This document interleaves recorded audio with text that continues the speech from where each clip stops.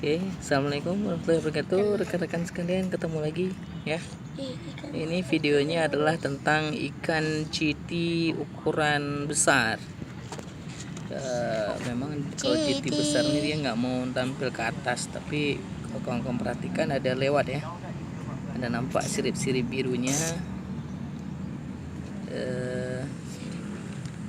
Ya lewat ya di bawahnya ini, dan dia itu bergerombol.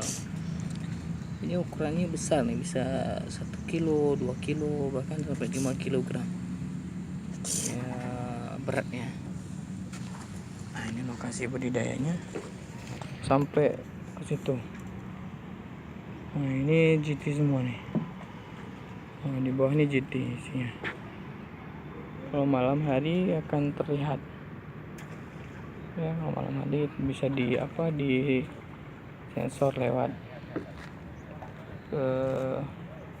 ini, lewat senter gitu ya. Di sini coba saya lihat lagi.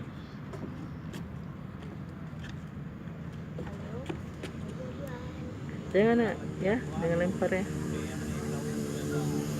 Tuh di bawah tuh. Tuh dia. Ada lewat dia tuh.